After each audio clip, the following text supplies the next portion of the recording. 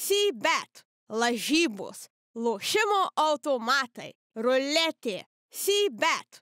Nesaikingas lošimas gali sukelti priklausomybę. Tai jau gerai komentaras. Pralaimėjom greičiausiai antro kėlinio blogų žaidimų, antram kėlinį sugriuvom. Visus likusius vaizdas visai buvo geras. Geras sugrįžimas iš 18 taškų. Nors ir momentais nebuvo lengva, net ir trečio pradžia buvo sudėtinga, kai praleidom 2 tritaškius, man atrodo, tai kad sugrįžom gerai, bet antram kėlinį visiškai pametėm ir fiziškumą, ir kontrolę. Ir šiek tiek dėjom į krūmus, bet smagu, kad grįžom, bet gale vėlgi smulkios detalės kažkokios tai nulėmė, kad pralaimėjom. Labiausiai susijusios tos problemos pirmoji pusė, kas nepavyko, tai buvo gynyba ar puolimas.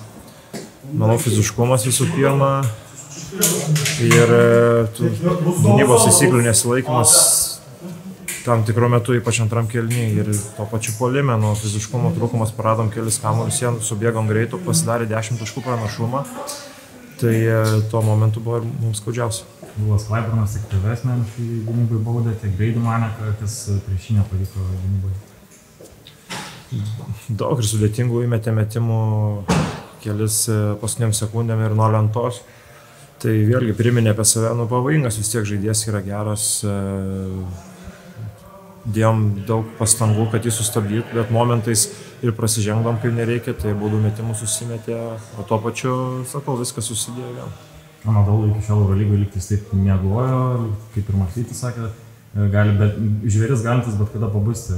Ar tai ir jautai šią aikštelę, kad jie šiek tiek kitokie galbūt išėjo negu stebėjai prieš tai?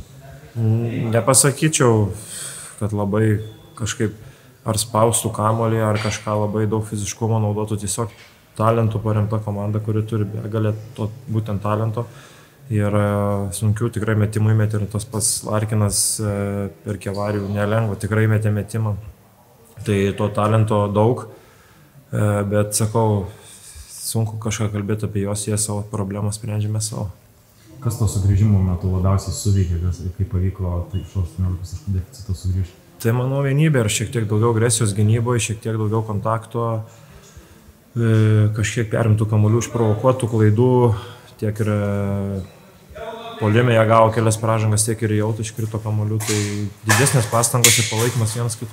O pats jauti kažkokį postumį į priekį, gynyboje ir puolime po šitų rungtynių, kažkur galbūt palipėjote viršų ar nelabai?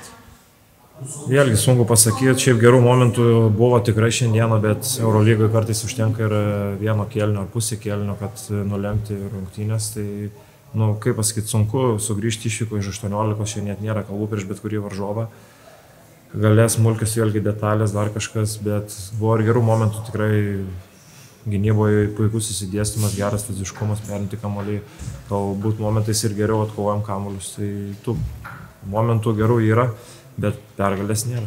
Evansas pagrindinio laiko pabaigoje labai daug kartų patempė komandą į priekį savo metimais. Ar pratęsime galbūt to ir pritrūko šviežesnio Evanso ir galbūt kitų indėlių?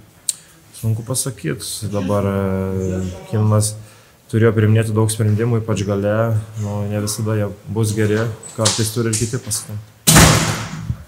C-bet, lažybos, lošimo automatai, ruletė, C-bet.